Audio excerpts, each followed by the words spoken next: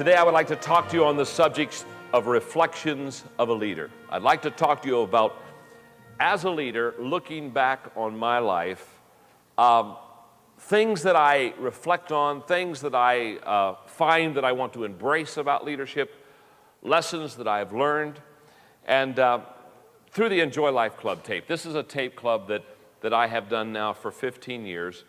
I can remember in 1987 when I turned 40, I did a tape entitled, I'm 40 and Counting. And what I did in that tape is I talked about how that at the age of 40, there were certain things I felt as a leader you kind of wanted to have under your belt as you kind of launched for your second half, okay? So that was in 1987. And when I turned 50 in 1997, I sat down and I talked about reflections of a leader. I'm 50 and reflecting. And I want to read one paragraph out of my I'm 50 and Reflecting tape that I did 3 years ago.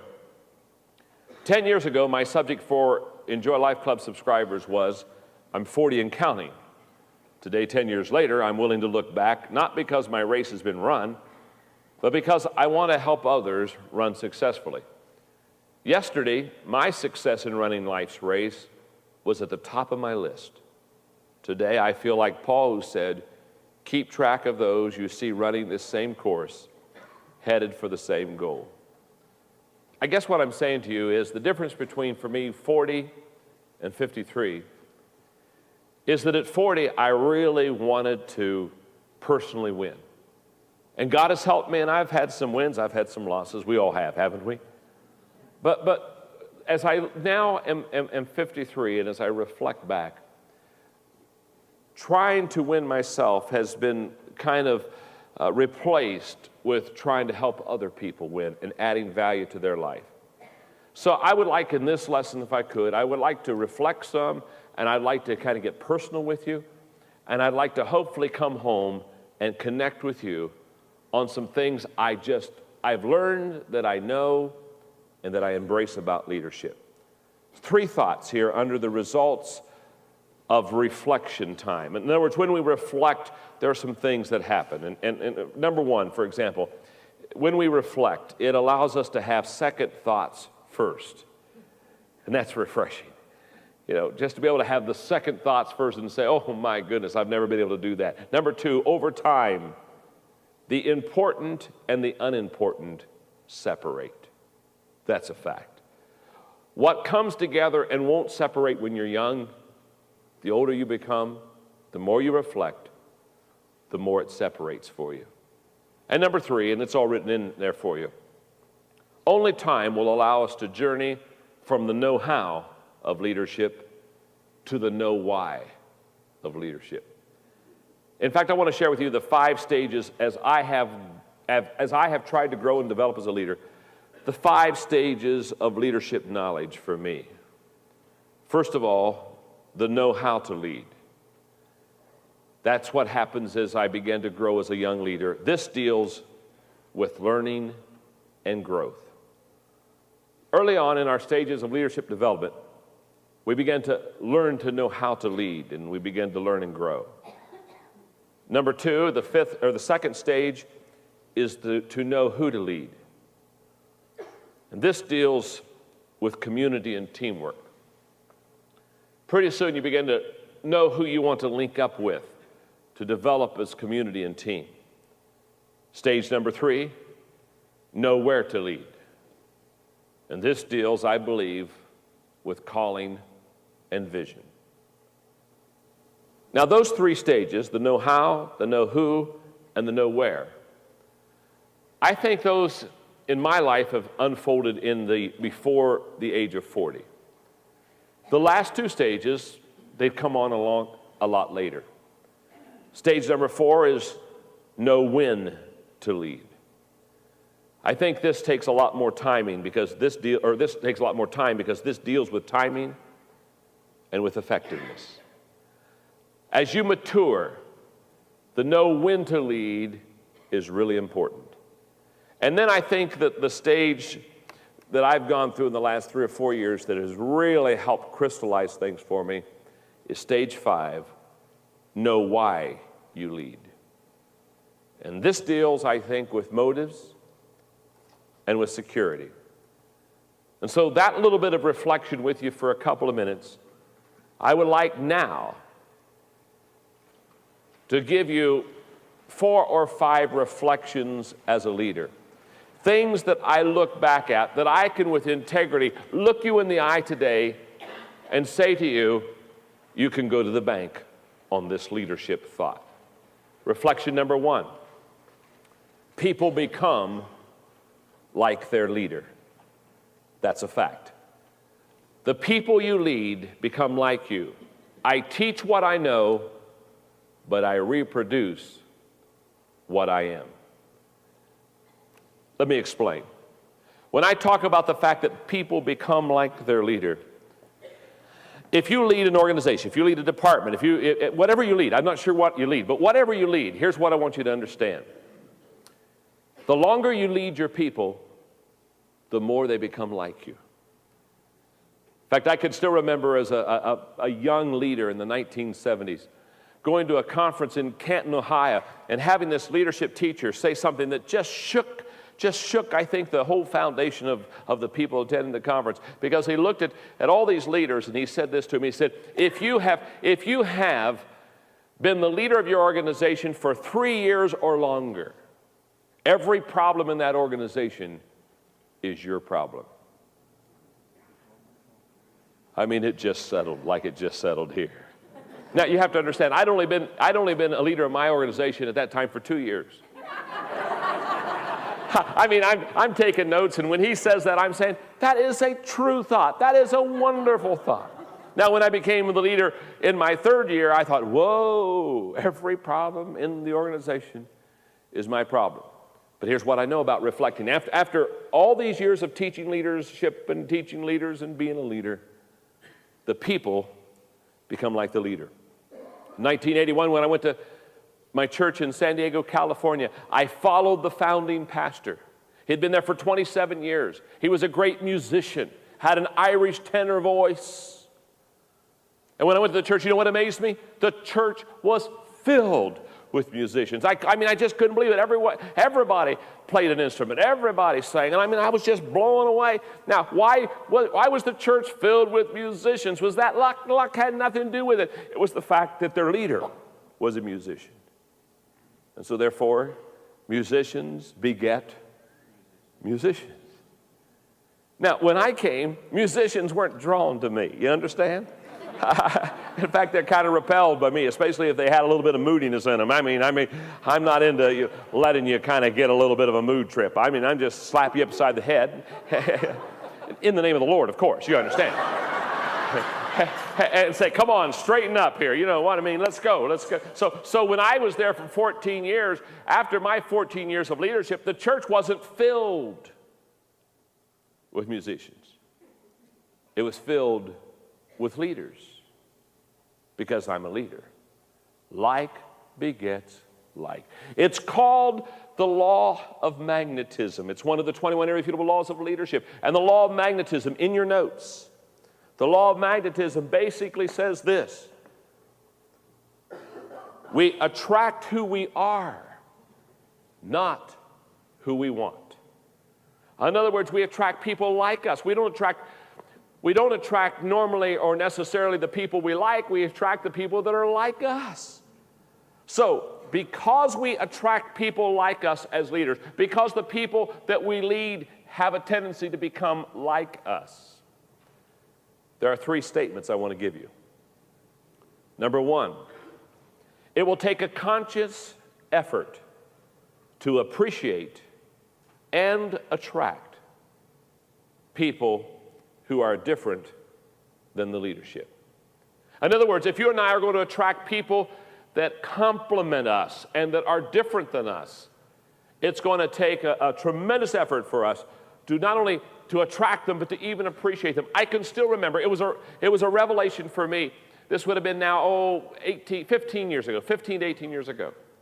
I can still remember reading a book by Florence Littauer called Personality Plus, where she talked about the 4 temperaments. And I'm reading this book, and all of a sudden I realized that not everybody not only is not like me, but it is legitimate for somebody to be not like me. In fact, they can go to heaven and not be like me. Now, I'm convinced they won't go as quickly, nor they have as nice a place.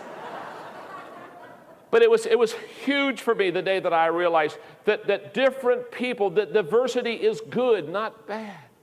Now, when I talk about the fact that it's going to take a very conscious effort for you to not only appreciate but attract people, here's what I'm saying. You will naturally attract people like you. Again, birds of a feather flock together. So you have to, on purpose, reach out to people that are different than you to allow them to complement your giftedness. And this is especially true when you develop your inner circle, the people that are going to be closest to you. They need to be different. The best way I can explain this is, temperament-wise, I am choleric sanguine. That's my temperament. The people around me, in other words, I'm a person, I'm kind of like a choleric, kind of a bossy person, but I love to party. I love to have fun. You've probably already gathered that, haven't you, huh? So basically, I like to tell you what to do, but we'll party while I tell you what to do.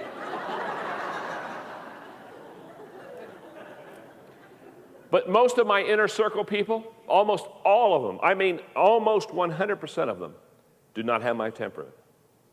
Most of them are melancholy. I've got a lot of flags around me. I've got a lot of stability. I've got a lot of people that can have details and close the door. Now, all I'm saying is I value them tremendously because they balance me. They complement me. And when you attract people like you, you have to make a conscious effort to allow other people to come into your life that are different than you, and that's okay. That's what makes a good leadership team. Statement number 2. The people tend to have the same strengths and weaknesses of the leadership. That's a fact. So when you attract people around you that are like you, the good news is that you have the same strengths. The bad news is you have the same weaknesses. And so therefore what happens is if the people around you are like you, there are open, huge blind spots in your company and organization that are just going to give you all kind of trouble because all the people you have, they kind of think alike, they're on the same philosophical bent, and there's not going to be the balance that you want. Number 3, the third statement is this, that the leadership of the organization must change before the people. If you want to change the organization, change the leader. We've talked enough about that. Oh, by the way, let me just say one thing about change. Let me stop here just a second, and then I'll go on, okay? Let me just say one thing about change. I used to think that leaders kind of were excited about change and followers resisted change. Now, I used to think that. I don't think that anymore. In fact, what I've come to the conclusion is that leaders, I think, resist change as much as followers, unless it's their idea.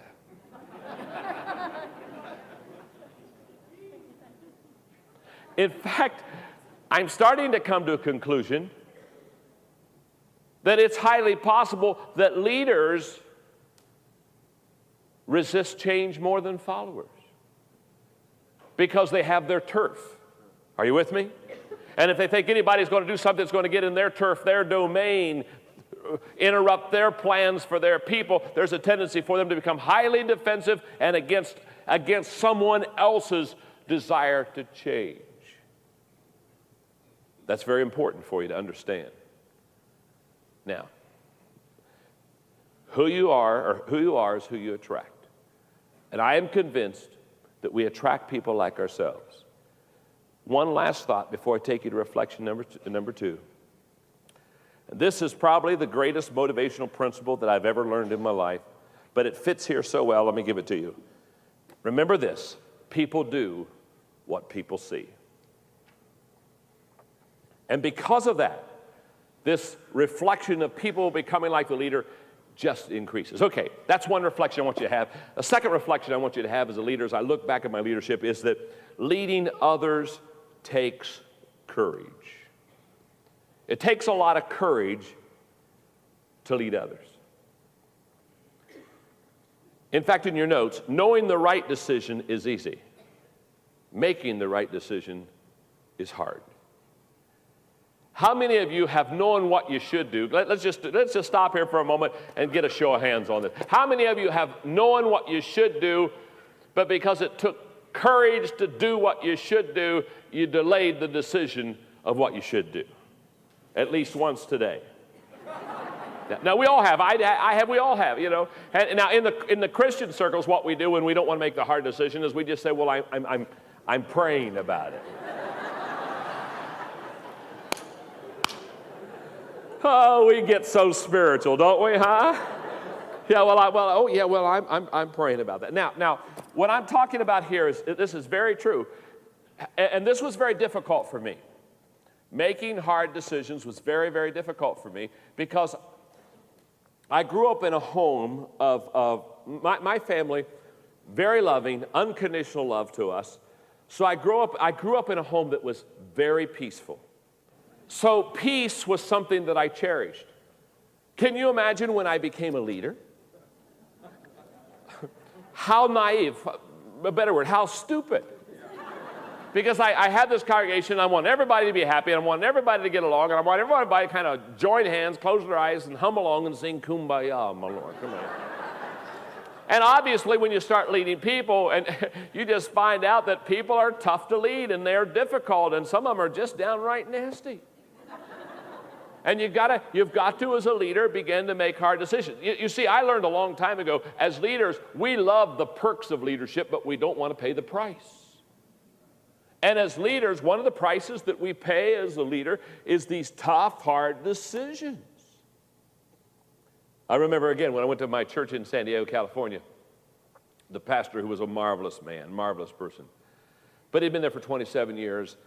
And just like if you live in a house for 27 years, after a while, you just accumulate a lot of stuff. Are you with me? I mean, you just need to move every few years to kind of clean out the attic or have a fire or something. You know what I'm saying? And I can still remember as I went to that church, he looked at me, and bless his heart, he was tired, and he should be tired. He founded the church. He's a great man. But I can still remember looking at me and saying, John, there are some tough decisions you have to make.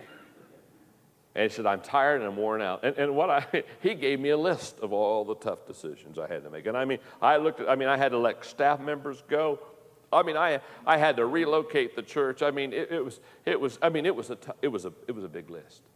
And I realized even as a young leader going to San Diego, that the only way that I was going to succeed is by learning how to make the tough, hard decisions. It's kind of like this.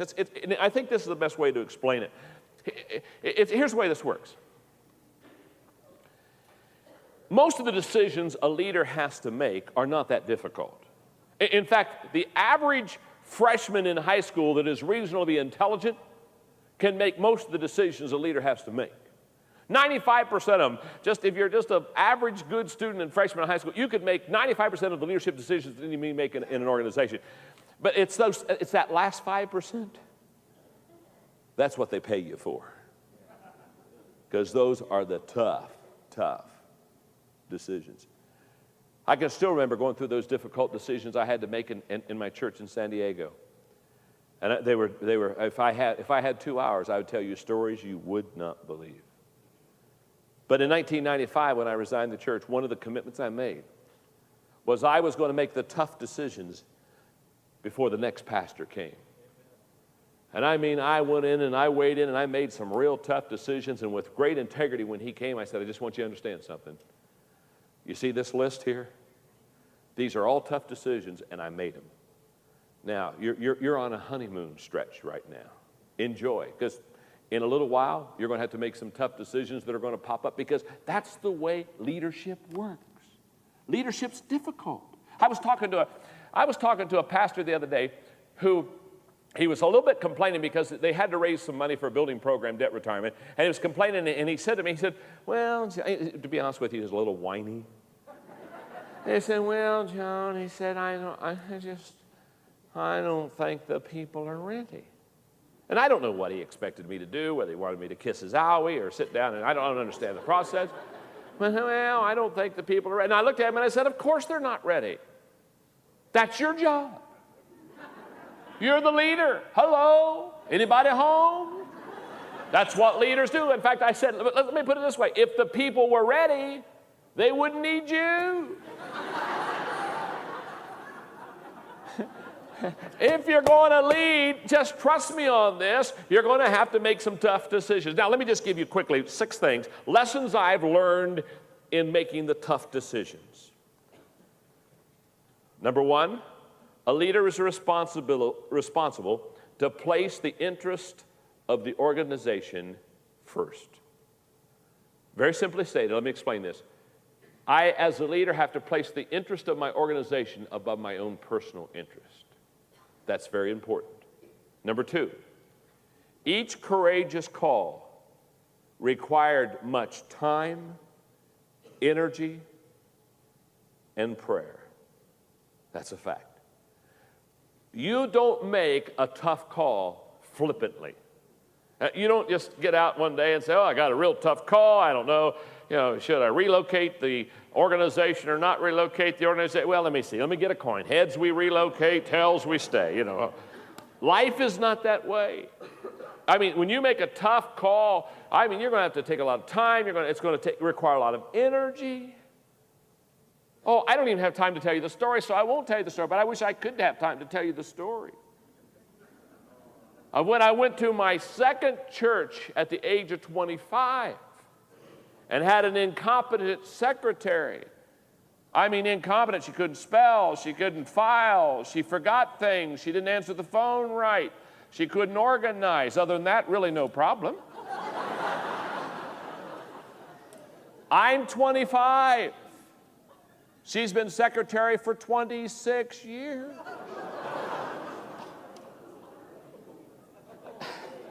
In other words, before I was, she was.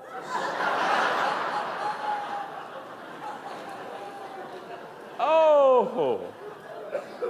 I don't even want to go there. I don't even want to go there talking about having to let her go. It took me 3 years to prepare files and the whole process to get the whole deal ready to let her go. When I tell people they want to be leaders, I always want to stop and say, time out. Are you sure? Do you know what you're getting into? The third thought about making the tough calls is that each courageous call demanded risk. I've never made a courageous call that I didn't have to risk something. I know a lot of people say, I don't mind making tough calls as long as there's no risk involved. Hello? What have you been smoking?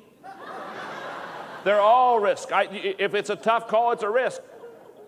Don't worry about that. Get out on the limb. Get out. Go ahead. Get out there on the limb. Get out.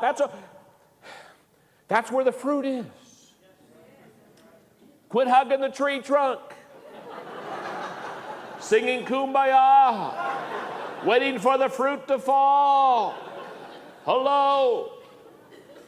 Each courageous call demands risk. Number 4, each courageous call was questioned and criticized.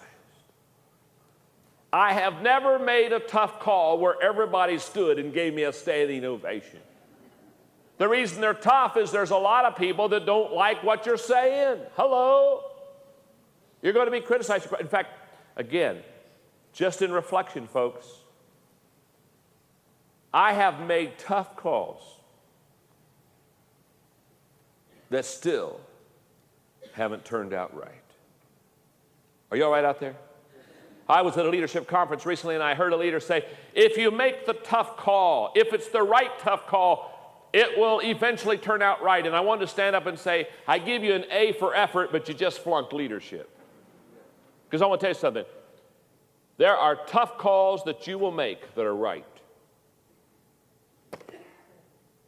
And they'll never turn out good for you. Just trust me. I live with some of them. I've had to let very close friends go, and they'll never understand. They never will understand. It's not a lack of explanation. It's not a lack of effort. It's not a lack of trying. It's just the fact that when you're a leader, you're going to make some tough calls, and I do believe that most tough calls will turn out good for you. Now, let me tell you something. Tough calls will always turn out right for the organization, but they won't necessarily always turn out right for you. It's part of the process. Number 5, Each courageous call cost me greatly. I always paid for the courageous call that I made. You always give up some change. Are you with me? Trust me on this. If it didn't cost you anything, it wasn't a tough call. And lastly, each courageous call cost me greatly. What I'm saying is that every time I made a tough call, I've lost some change in my pocket. And again, I could go through a whole list of the cost that is involved, but just trust me on this. When you make a tough call, there's a cost involved. But here's what's really wonderful. Number 6, each courageous call lifted me to a higher level. In fact, the thing that I want to make sure that I get to you before I get to reflection number 3, because it's so important, is this. When you have a tough call, gang, here's the way this works. You don't want to make the tough call. Humanly, it's tough to make. I understand all that, but here's what I want you to understand about tough calls. When you make the tough call, tough calls equal a breakthrough. The greatest breakthroughs that you'll have individually, the greatest breakthroughs that you'll have as an organization, the greatest breakthroughs that you'll have in your leadership is when you make some of the toughest calls in your life and then watch how that tough call paid off. So every time you have a tough call and you don't want to make it, just say, oh, I got to get through it, I got to get through it, I don't want to get through it, but I got to get through it, because if I can get through it, on the other end is a breakthrough for me and for the organization.